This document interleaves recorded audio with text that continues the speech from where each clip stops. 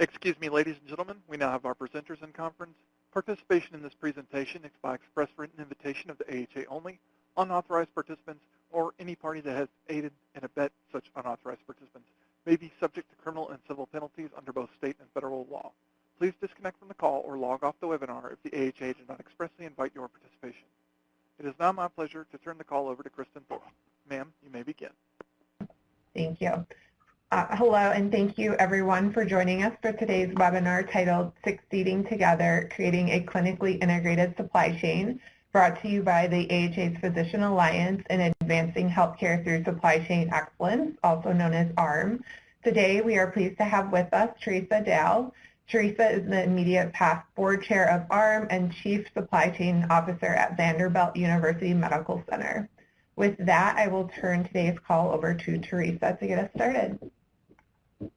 Thank you, Kristen, and good morning or good afternoon to all of you, whatever time zone you may be in. I wanted to start by doing just a brief overview of this topic and why it's so important to me, having been a critical care nurse for the large portion of my career and been in supply chain now for really more years than I want to think about. But it has just been a natural evolution to really watch supply chain and how the drive to be engaged with our clinical colleagues, what the outcome and the output of that can be. And I really thought a lot about how to present this topic to you. And I decided on doing an overview of a variety of different ways that you can achieve clinical integration within your systems versus settling on just one type of approach, because I don't really think across the spectrum people really realize all the different ways that supply chain can actually be integrated in many, many of the decisions and processes that are occurring within the hospital. And so the takeaway from this is that if you just take one of the pearls of the way to interact, either if you're on the provider side or the supply chain side, to be able to interact together and to collaborate and to drive value for your organizations, then I feel like I've achieved my goal. So with that, back in 2014, I found an article by Beckers that stated there were 4 keys to a clinically integrated supply chain. The first being senior leadership support, the second, physician engagement and education, the third, product variation reduction, and the fourth, really closing the loop of ongoing performance monitoring and feedback. The definition of a clinically integrated supply chain that I'm showing you here was actually developed and adopted by the 2018 AHRMM Board of Directors. And AHRMM is a professional membership group under the American Hospital Association. And this definition was actually from a task force that had several physicians that participated in that, as well as pharmacists, nurses, and supply chain professionals. And so if you'd humor me in reading this to you, it really is around an interdisciplinary partnership to deliver patient care with the highest value, being high quality, best outcomes, and minimal waste at the lowest cost of care. And that is achieved through assimilation and coordination of both clinical and supply chain knowledge, data, and leadership towards care across the continuum that is safe, timely, evidence-based, efficient, equitable, and patient-focused. What are some other components around clinical integration? This data actually was taken from a poster that was developed by the task force that was designated by the AHRMM board, and I thought it was pretty encompassing. I wanted to share that with you. So we talked about, Becker's highlighted executive leadership, but really having the understanding across the organization that engagement from all the various key stakeholders is important, and supply chain being one of them, with the goal to really align with the quadruple aim. Clinical engagement and education, so it really is a two-way street. with that engagement and education between supply chain and between our clinical colleagues, looking at product variation reduction, looking at process and practice variation, having supply chain leadership that is comfortable in being able to be at the table and provide information and lead out on project management and change management. Data, of course, is always a driver, and the data needs to be reliable, and the data should also not only include cost, but also tie in quality measures if you're able to do that. And then obviously clinical, financial, and operational alignment. So when you look at leadership under a clinically integrated supply chain, I think that most people would tend to think about, what's going on within the four walls of their hospitals.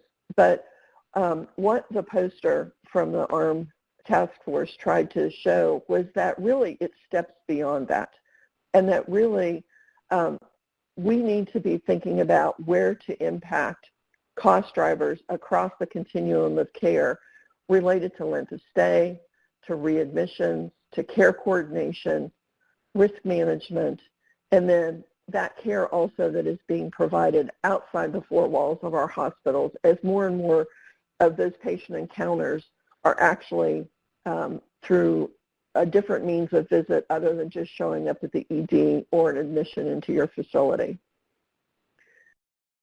So when we think about other examples where a clinically integrated supply chain is important, I think about acquisitions and how critical it is trying to merge clinical needs with supply chain processes and the impact of the lack of that engagement just on the front end, what it can have to an organization from the perspective of not only patient care, provider satisfaction, outcome impacts, but also financial impacts to the organization.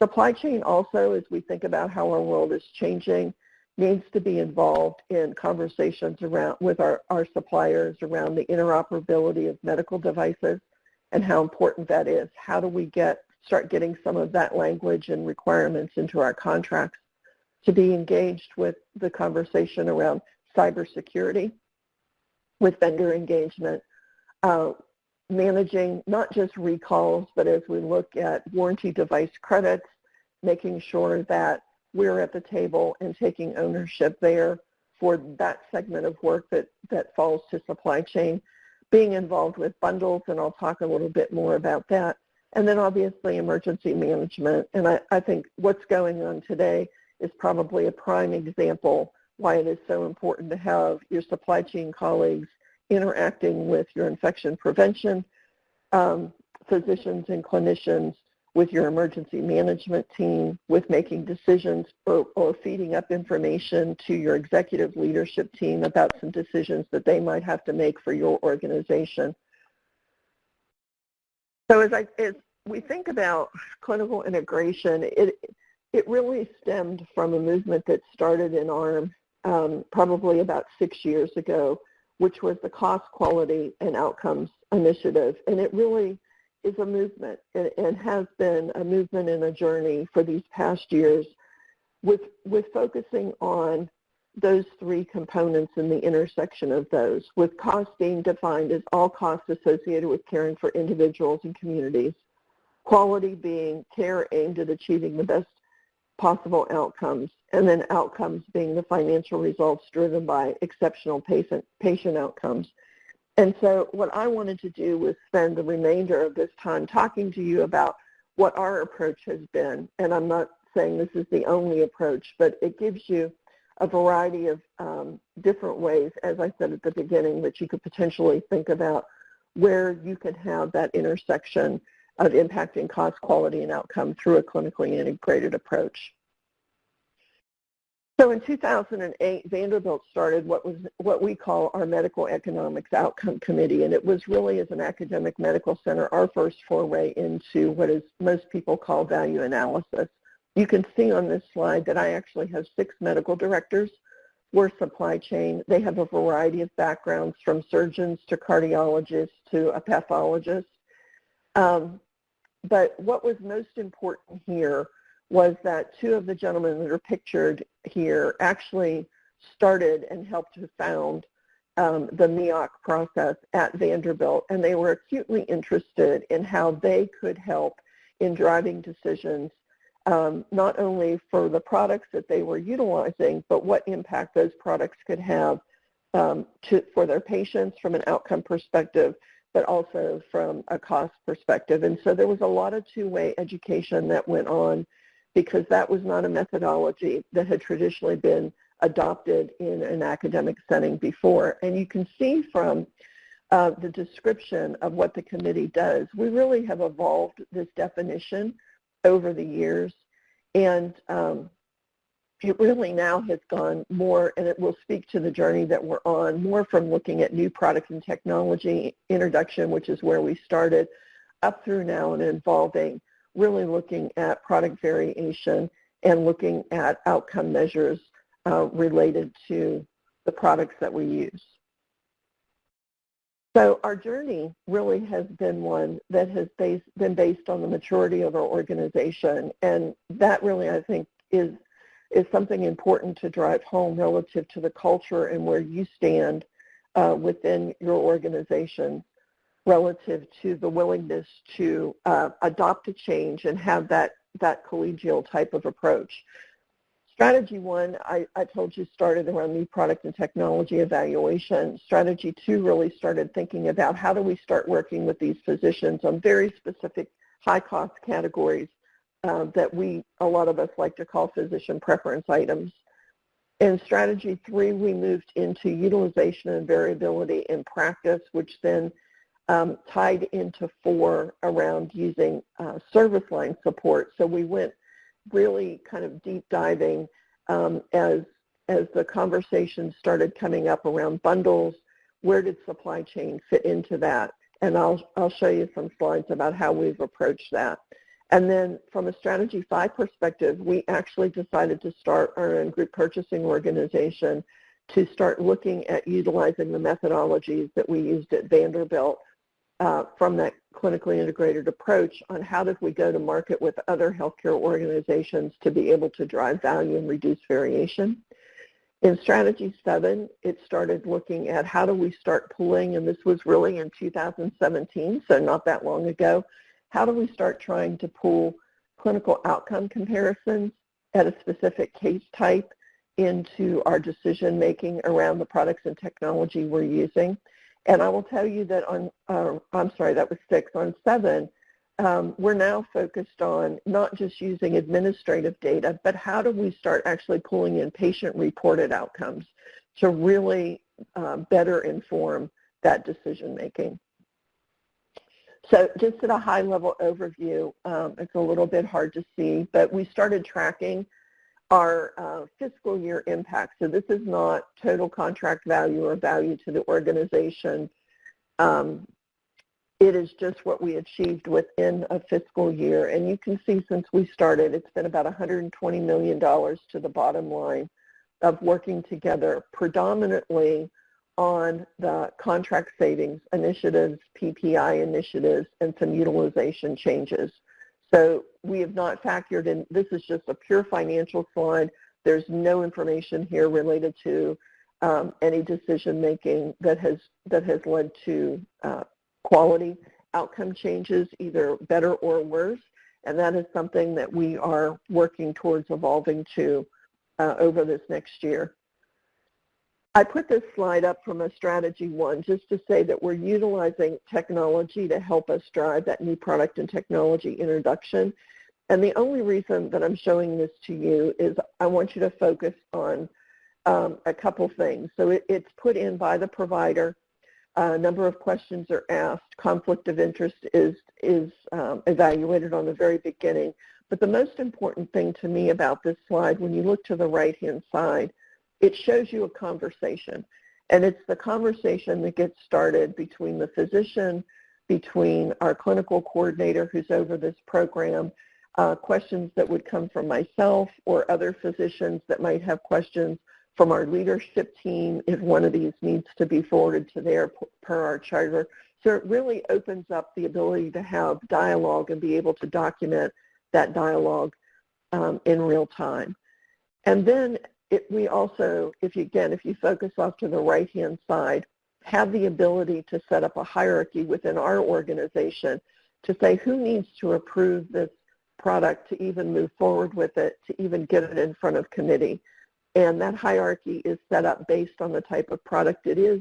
It could include the chair of the department, so the physician chair, as well as the administrator over a specific patient care center who has the financial responsibility, the business responsibility, up to and including one of the presidents of our hospital, if it's identified on the front end through financial analysis that this new product or technology is actually going to, it's either not reimbursed, it's that new, or it's going to cause an erosion to current margin. Because we want to make sure that if we're bringing in using that evidence-based approach, which I would say on the front end for new technology is predominantly just based on the evidence that the vendor used to be able to get it approved by the FDA.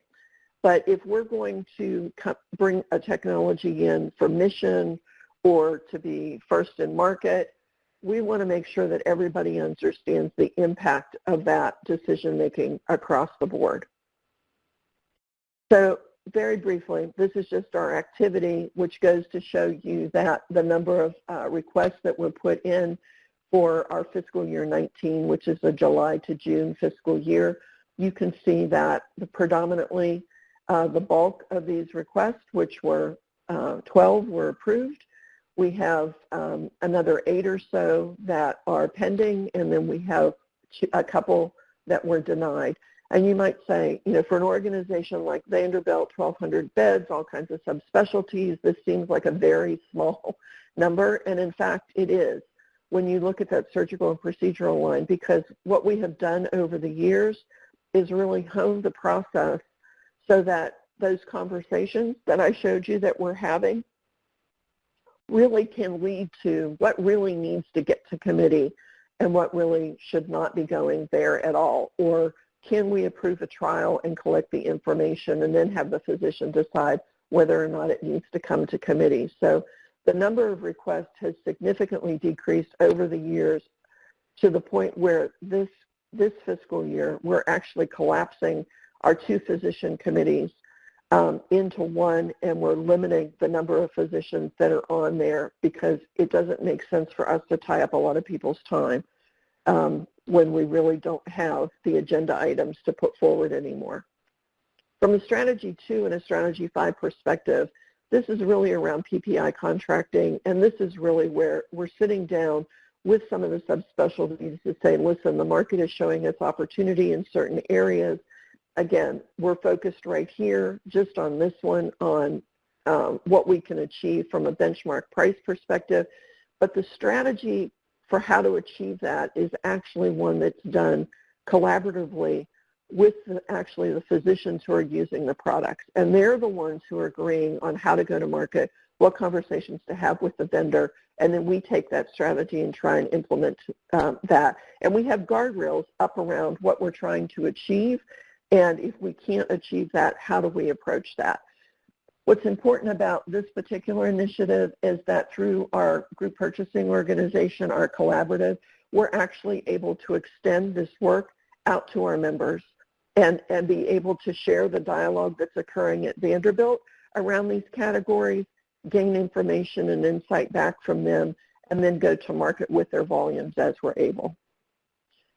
And this is just a very brief snapshot, and I'm not going to spend a lot of time here, but it shows you that our goal is to really not only collaborate within our own organization, but how do we have a clinically integrated approach in our decision-making for other organizations as well.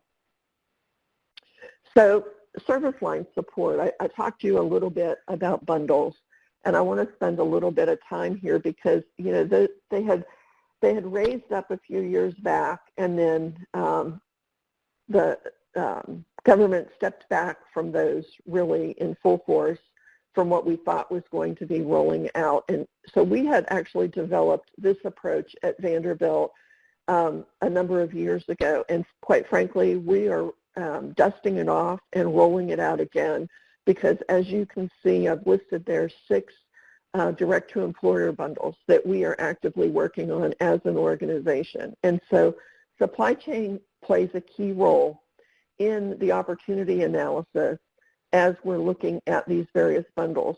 You can look at this and say, well, maternal health probably not supply intensive, and you're correct. But when you look at the other ones, it really then is a conversation that we need to have, not only with the team that's going to be doing the contracting for the bundled approach with the employers, but also talking with the clinical operations team and those that are involved in assessing the costs across the continuum of care, so that everybody is at the table and everybody is in agreement about what the roles, responsibility, and accountability are as we take these to market and roll them out.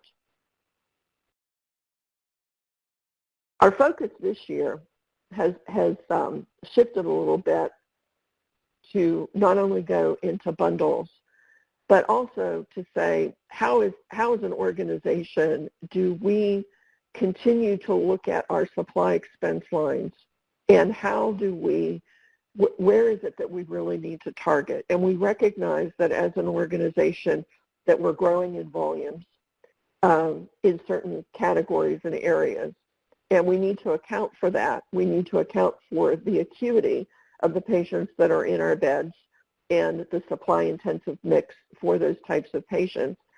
But we also have to account for the fact that and more patients are sicker that are in our main hospitals and versus our community hospitals. And so what we agreed upon for this year was that we were going to look at any supply expense categories that were greater in 3% than the previous year, and that there was a decrease in the average contribution margin. And we said that we were going to engage with the patient care center levels, and we were going to approach this in a collaborative way to really look at not only what was driving the supply expense, but how did we look at those other cost drivers that could be contributing to the total cost per case. And I will tell you, it is February right now, and we are literally, so we're now 7-8 months into our fiscal year. And what I wanted to share with you is, even though we've been on this journey since 2008, and even though I feel like we have a strong process within Vanderbilt that is very open and very collegial, this has been a struggle for us to really get ownership down to the level when you're really talking about clinical variation and practice changes. How do you approach this? And who needs to own what segments of that? And so what we started doing, I'm actually going to show you slides that we have been socializing within our organization over the past month or two. And we are in the process right now, I'll show you a work plan of finalizing that ownership structure, because as I talked to you in the earlier slides about what are those key metrics for a clinically integrated supply chain, and we talked about executive and leadership support, and we talked about data and supply chain's role in change management, we can bring this information and this data up, but we can't manage the change of the process that has to be directed at that physician and clinician level. We shouldn't be the ones who are saying, this is the products that we're going to buy, or these are the products that you need to use.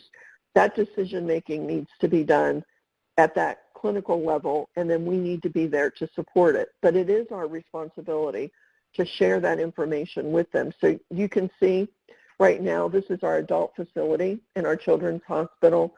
We're running about $2.2 million over budget for our supply expense, and this was as of October in the adult facility, and really only about $400,000 over in the children's hospital. And so I know a lot of people are probably thinking, well, that doesn't sound like a whole lot. But as we look at wanting to really invest in certain programs and what we're doing within our organization, as we look at care shifting out and what we need to do to expand that footprint, every percent that we save is a percent that gets able to be reinvested into the organization. And as we do the deep dives into this, we recognize that that savings we can really tie to waste. And so we have a fiduciary responsibility to our organization as well, even though the numbers may not be huge, to continue to look to be able to drive that value. When you look at where is that spend, it would not be a shock to you to see that orthopedics and the Heart Institute, at least, well, it wasn't a shock to me, I shouldn't say you, are our two biggest areas. And I can tell you that straight up, I showed you a previous slide that we're working on a total joint strategy right now. We knew that frankly, our benchmark pricing was showing us out of benchmarking, but back to that collaborative approach and really leading out through the guidance and the wisdom of the physicians who are utilizing the products, we were changing chairs of the department, and we have held off on this initiative because we really wanted the chair to understand current state and then to be able to lead and guide his colleagues through whatever decision making that ultimately we decided upon. I will tell you in lung, that's predominantly due to transplant when we look at that.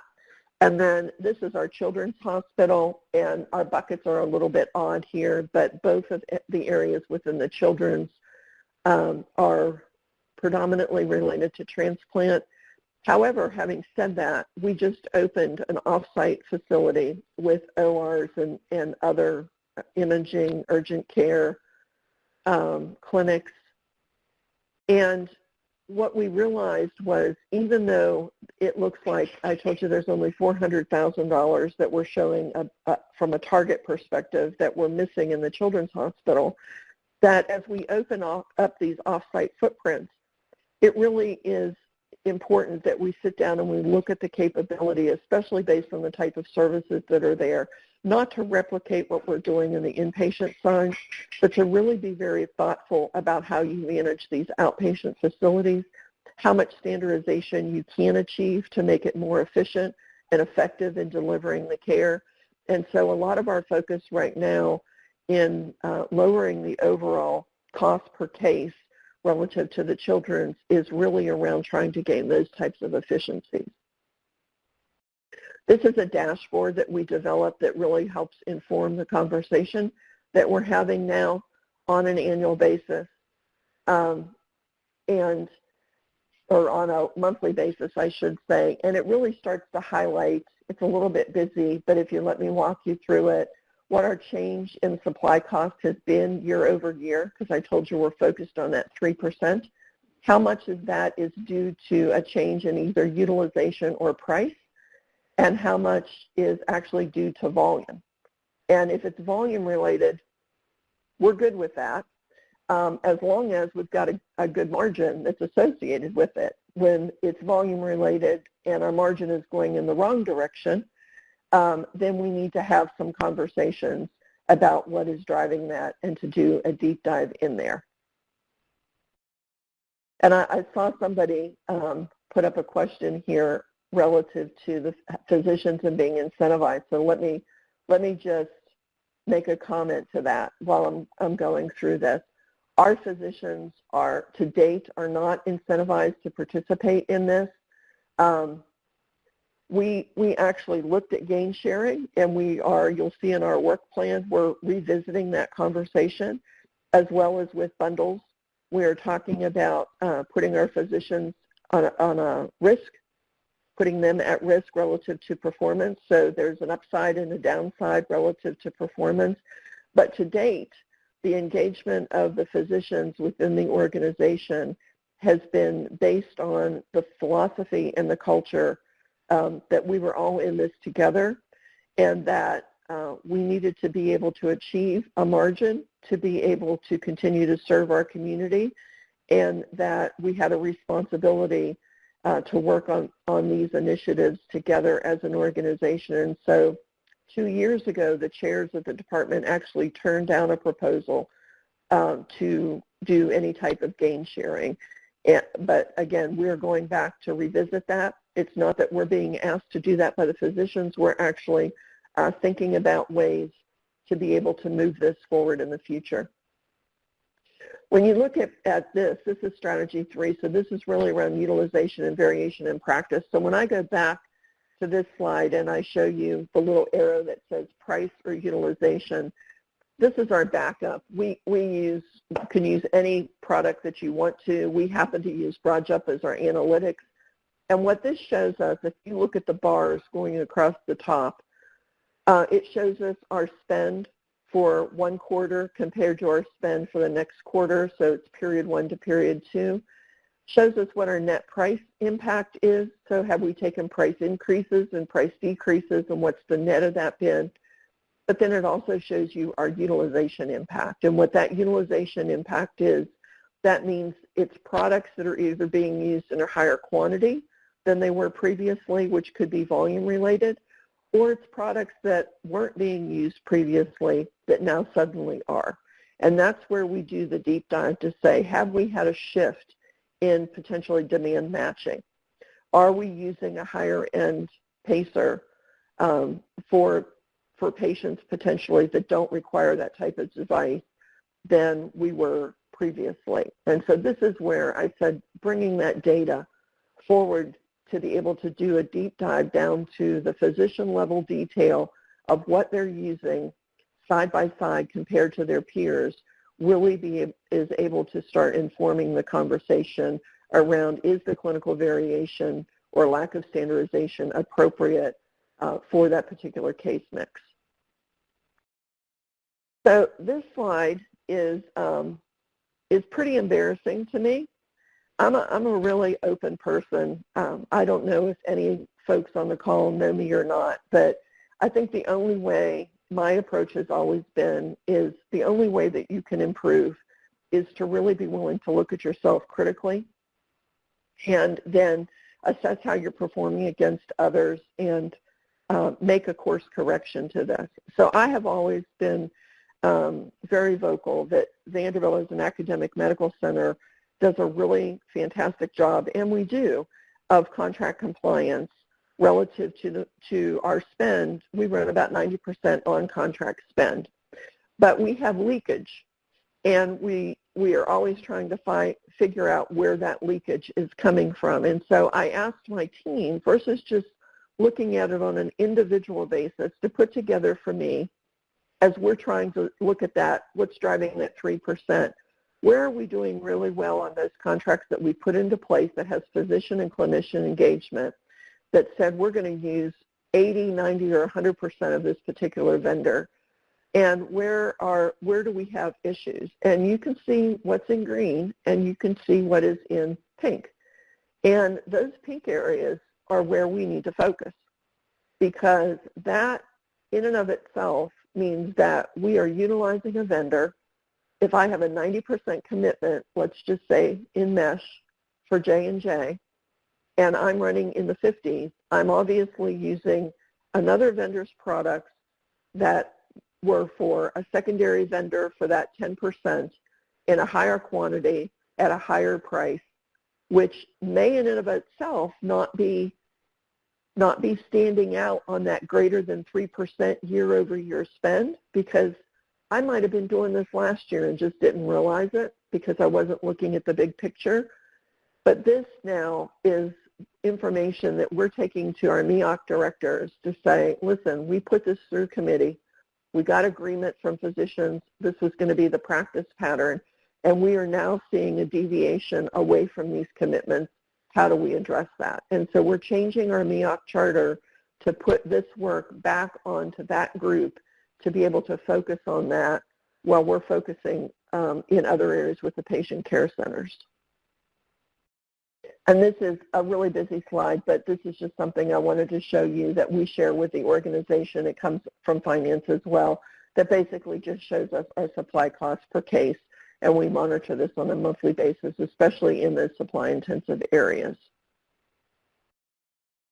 This is an example here of taking some of that information back that was approved at MEOC and sitting down with the physicians and having them look at their practice side by side. And this is in cardiology, 2 specific examples where we provided the information, and really the deep dive was done by the clinical teams, and they came back to us and they said, you know, we approved this antibiotic sleeve for very specific patient types, and our utilization of that sleeve is now almost 100% versus being utilized per our protocol, and we need to make a change to that because from an evidence-based perspective, we shouldn't be using this 100%, and so they made that protocol change.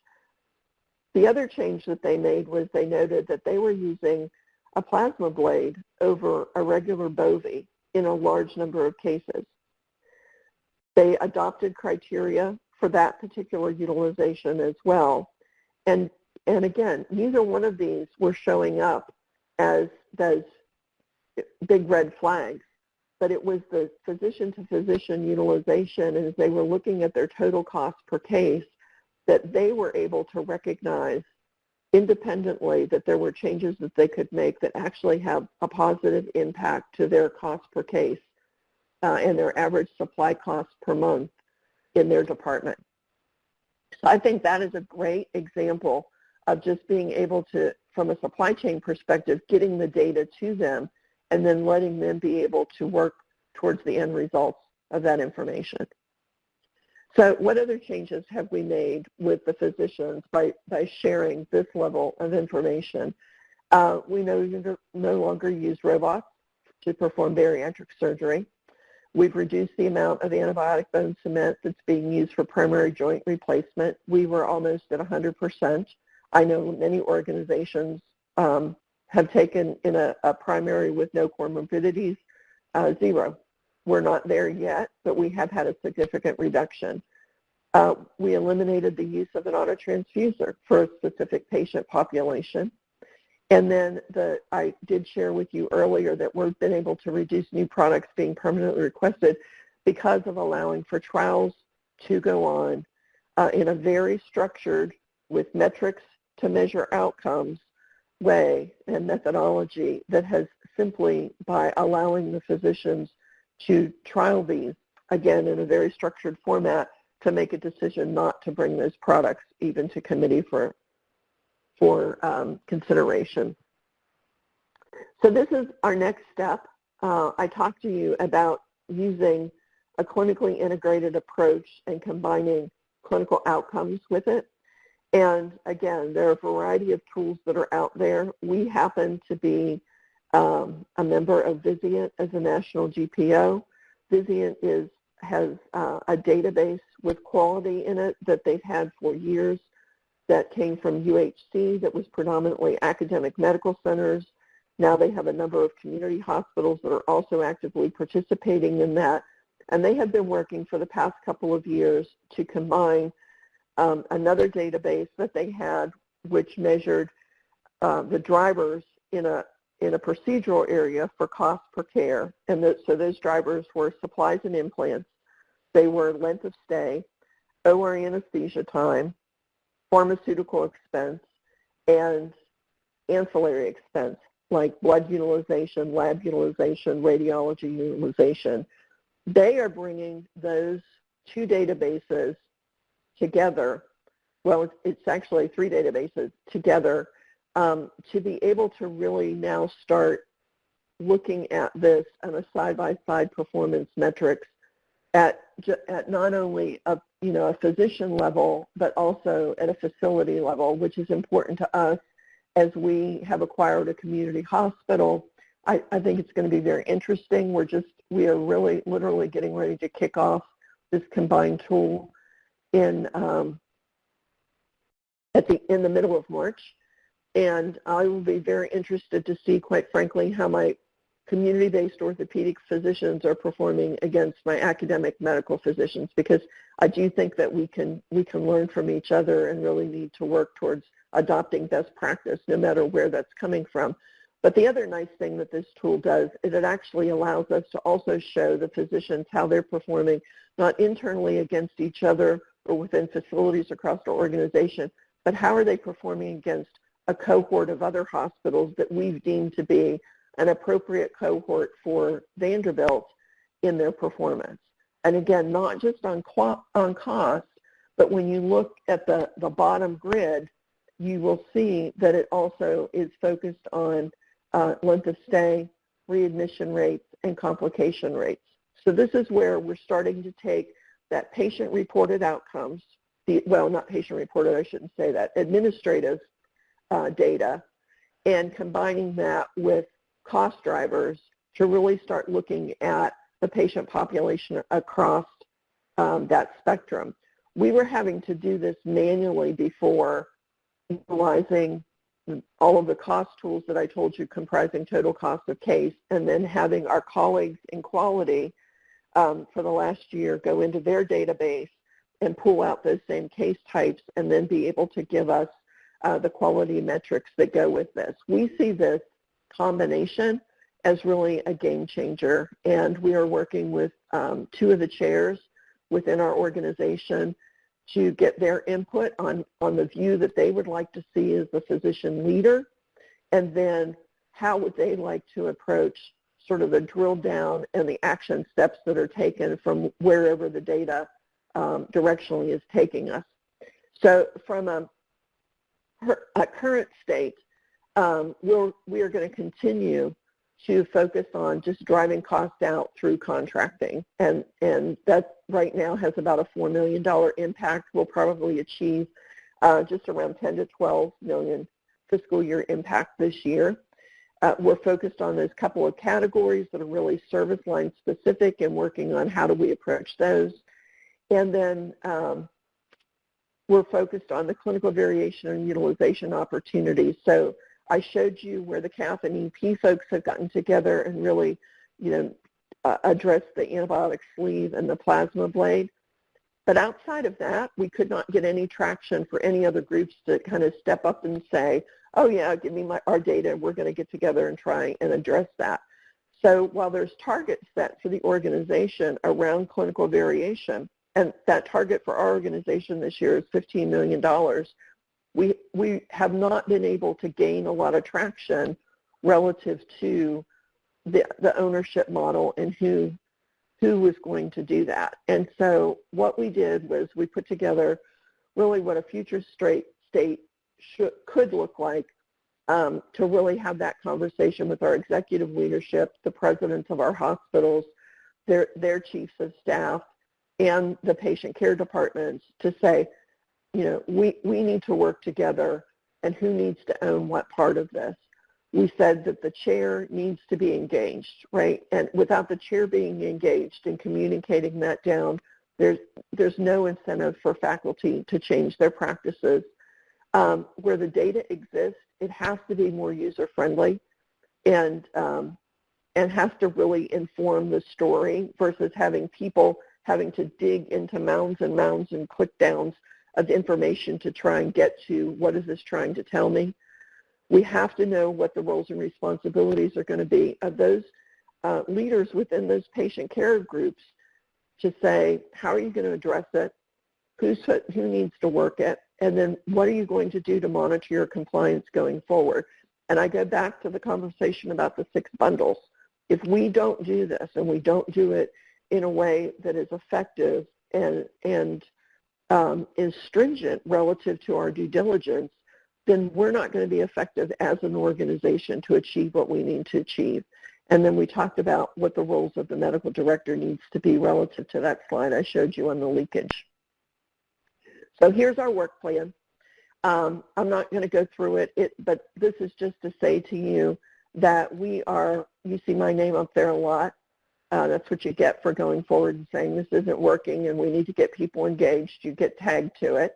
But what is meant to show you is that we've got physicians, we've got finance, we've got the head of our bundled process involved, we've got the CFO of our hospital and our systems involved, we've got the presidents of our hospitals involved. And organizationally, we've made a recommitment to we really need to get focused on this, and that this isn't something that supply chain owns. This is something that supply chain participates in, but it's going to take all of us to be able to help us be successful. So I want to spend 5 minutes or so with you talking about our next big step the next mile that we're going on as we're looking at what's going on within the inside of our hospitals and how we're addressing all of those things that we just talked about. And again, it goes back, I'll say to you, from a clinical integration perspective, you could be focused on falls. You have a quality or a risk issue. You could be focused on emergency preparedness. You could be focused on physician preference and quality data. It goes across the spectrum, cybersecurity. But any one of those is a good place, is a great place to start, to at least start having the conversations and developing those relationships across the organization. Our next big step is really focused on the quadruple aim. And we talked about cost, quality, and outcomes, and we talked about the definition of clinical integration, and that definition in and of itself encompasses the quadruple aim. And we saw the ability for supply chain to be focused on providing solutions that would directly impact that. And we see this opportunity as a way to set ourselves apart from those non-traditional companies that are trying to break into the healthcare market. And so what we have done is started a company that really is focused on, if you look at the circle, all of those areas around the outside of that circle that traditionally we have outsourced from our organizations to third-party providers to supply a need, to fulfill a need. And what we recognized is that we lose line of sight into whether the need is really being fulfilled, and we also lose line of sight into how it's impacting our patients and that patient experience. But we also recognize, just as importantly, if you go back to the quadruple aim and you look at how it's impacting those patients and the experience, what it's doing to the cost structure for that patient population, but actually the care team well-being, we recognize that our clinical staff are frustrated. They're trying to deal with the complexity of managing these populations outside the four walls for these types of areas, because anytime they have an issue or a problem, they're reaching out to their doctor or the nurse practitioner trying to get resolution, because a lot of times they can't get it from the vendor that's providing the service. And so we said, who's our customer? And it really is the patient or the consumer, the care provider, and then the payers. And we say the payers because we believe strongly through proof of concept that we're going to be able to impact the quality of care and the outcomes for our patients by taking a very focused, managed approach to how these services are being provided and feedback directly to our caregivers related to that. The value is coordination and ownership of the needs, meeting the patient where they're at. So if you look in the inside of the circle, so many different places now that there can be that contact between a provider and the patient in need, or even it may not be a patient that has an illness, but we need to be focused on their health and their well-being and really those determinants that are impacting them. How do we support them if it's appropriate? And so our goal, we believe, that through doing this, we'll have customer loyalty, we'll have improved provider satisfaction, and we're going to be able to impact the cost, quality, and outcomes. And so when you look at the various segments, we may not be providing the transportation for our patients, but we will be contracting with a provider for that transportation for our patients, either discharge or getting them into an appointment or getting them in for a treatment. We will own the relationship with the vendor to make sure that they are meeting their performance metrics, that we're dealing with the customer dissatisfaction and following up on that, and that there is one point of accountability relative to those services. For the food and nutrition, not only is it nutritional supplements for our ERAS program for our colorectal surgeons and how we get CHG wipes and those supplements and prescriptions to their home preoperatively and postoperatively, but what do we need to do to support their nutritional health in total? How do we address food deserts that are within our geographical location? How do we make sure that a patient who goes home and doesn't have the ability to cook for themselves could potentially have some sort of meal preparation done. And so we are exploring a variety, every segment that is on here, on where does it make sense for Vanderbilt to do this, and where does it make sense for us to have a third party. But what's most important from a clinically integrated approach is that our physicians and our practitioners, those folks who are interacting with our patients, are the ones that are helping us design this. And it will be their company, in quotation marks, that essentially they will design, that then will be providing the overall service. So I wanted to make sure that I left time for questions, but I want to reiterate to you to remember that this is a journey. It's filled with potholes, bumps and bruises along the way, but it is a journey that is well worth taking, and it is a journey that we have to focus on as the dynamics of healthcare change, as the focus becomes more on the health and well-being of our patients, as we recognize that we cannot function in silos in our organizations, but that we have to function in that clinically integrated approach to really be able to impact cost, quality, and outcomes across our organizations. And so with that, I will stop and I will take questions. Okay, it looks like there were a couple of questions, Teresa, earlier in the presentation, a couple specifically around the technology and tracking. So someone asked what the name of it is, and then if it's commercially available or if it was a product that you guys created inside. Yeah, so again, there's a couple different solutions that are on the marketplace. We happen to utilize Lumiere. You probably saw an announcement that came out maybe 2 weeks ago that GHX has now purchased Lumiere in partnership. And that tool has been on the market for about 5 years now, and really, from my perspective, was one of the first tools that was out there that actually had the ability not only to do what I showed you, but has literature. So there's clinical evidence that is graded and rated within there that your physicians can look at relative to the product that's being requested. It also is able to show you if there's been any recalls around that technology, any adverse events, those types of data elements that have to be looked at in totality as you're making those decisions for your organization. Wonderful, thank you. And then it looks like someone asked, how are the physicians incentivized to participate in this program? Yeah, I think I touched on that briefly. So they weren't, but we are, as I had stated, we are looking at, particularly with the bundles, working with our physician group on an upside downside relative to that, which we believe will incent them. And then for those that are not in bundles, if there's opportunities within those patient care centers to reduce variation and be able to lower the total cost of care for that particular population, help improve margin.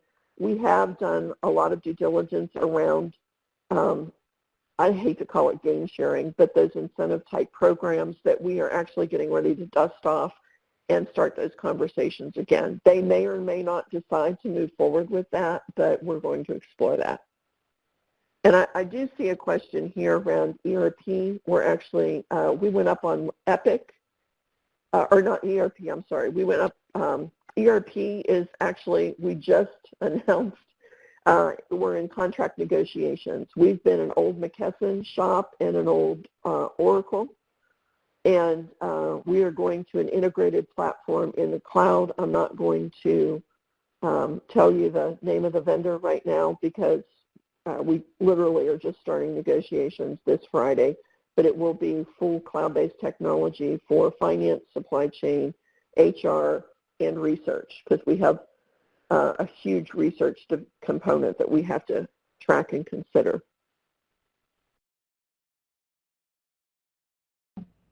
And it looks like someone else is asking how your value analysis team is structured. Mm-hmm. So when we started with a NEOC executive committee, which are those physician chairs that I told you about. I lead that as the executive from Vanderbilt. We have our two chief operating officers from our two largest hospitals that sit on there. A member of our finance team sits there. And then we had 4 committees. So we had a surgical procedural committee. We had a cardiovascular interventional committee, a nursing committee, and other ancillary services, and then we actually started a lab committee. As I indicated in the slides, over time, the number of new product requests, particularly in the nursing and ancillary ones, has gone to nothing, as has the lab. We get very little requests to bring in something new from those groups anymore.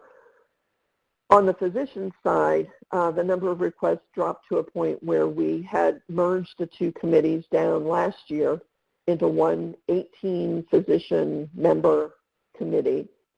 And because the number of requests have continued to drop and the agenda typically doesn't have more than 2, maybe 3 once in a blue moon, we are narrowing that down a little bit more to include the medical directors, and then if they don't happen to represent a subspecialty, because we do have a nice mix, then we'll probably seat 1 or 2 others on there. So really trying to take that burden away and have it more centralized and focused with some of the longer standing physician participants.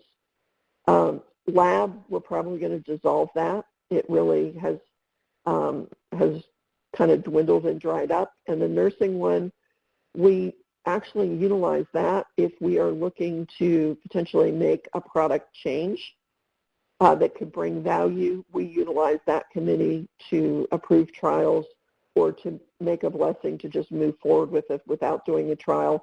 But again, that's nursing and a variety of other ancillary colleagues that help support that decision making. Wonderful. And someone just asked, what's the name of the Vizient tool you showed that compared LOS, et cetera? They call it procedural analytics. So it's taking data feeds from all of your high-dollar procedure areas, OR, CAF, EP, GI, and then taking the UHC quality database, the CDB, and it's bringing those 2 data sets together to then create that slide that I showed you. And then they have in the quality is where they call it resource manager, and that's where we'll have to bring that in and marry it up side by side. But that's where those other resource drivers around blood utilization, pharmacy, ancillary testing, those types of things, that data will sit in the resource manager. Wonderful. And we are getting close to the end of the hour, so I don't see any more questions. We will make the recording available in a PDF of these slides on our website. And again, that is aha.org/physician, so you can access those there. And we just want to thank Teresa for a great presentation. And with that, that concludes today's webinar. Thank you, ladies and gentlemen. This concludes today's event. You may now disconnect your lines, log off the webinar, and have a great afternoon. Speakers, you may remain on the line.